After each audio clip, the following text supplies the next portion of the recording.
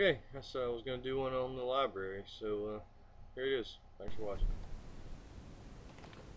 Alright guys, today we are going to talk about the Prepper Library. Um, Forgive the lighting, it's kind of back in the corner so hard to see. In a grid down, WROL kind of situation, you're not going to have the internet or power most likely. Um, well, I can't say that for certain obviously, but it's something that you have to plan for not having, which means you can't look up the favorite pages you've saved on your bookmarks, or hit Google and get your answers. So you really need printed media, which magazines, books, anything that's tangible, so that you can actually read it. I am a huge fan of any self-sufficiency book. You know, these are pretty common ones. You see them everywhere. Country wisdom and know-how, stories, basic country skills, stuff like that. Outdoor books. I love outdoors books. So I've got a few of those. First aid. I don't have any first aid. I actually want to get the Doom and Bloom book. This is my combat lifesaver book from basic training back in the day. I've got books on firearms and ballistics, reloading, stuff like that. I've got a lot of field manuals. I love military manuals. Basically, they're not a great way to get information. I'm not going to recommend that you go out and buy every training manual and field manual you find. I personally like them, but I'm odd. So this is a good one for outdoor skills. The SAS Survival Handbook. The SAS they're tough. I met one or two of them. They're pretty crazy. They'll send those guys out with an Altoids can full of survival stuff, and they'll survive like weeks in the friggin' in the jungle and stuff. So they're pretty crazy.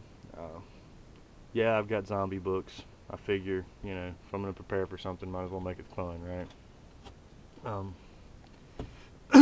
And that's another thing, with the zombie people out there.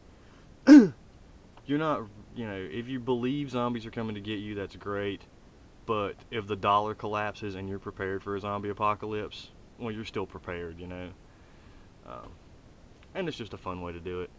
I did mention this book. If I were going to own one book, it would be this book.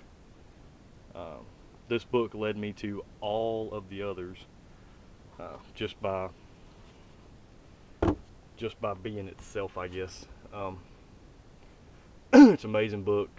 Apparently the FBI is tracking survivalblog.com now, or has been. I don't know, but go buy the book. Don't go to the website, is what I would say, at least until they get it cleared up. I've got not one but two Holy Bibles up here. Sometimes you need a little help. From a combat standpoint, a defensive standpoint, there is Sun Tzu's The Art of War. Very easy to read, and it applies to everything. You don't have to be going into combat for this book to make sense. Apply it to your daily life. It's a great book. Let's see if I got up here.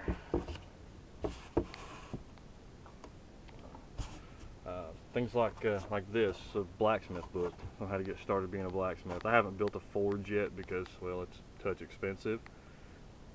But any book on an old skill, old world skill, is going to be worth it. Hit the discount rack at Barnes and Noble. I get a lot of stuff from there. I love that rack. Some of these larger training manuals here. This is Soldier's Manual. This is from 1985. This is an old one. It's for, looks like some special forces. This is the one they actually issued me. what else? Oh, here's another one. Basic butchering.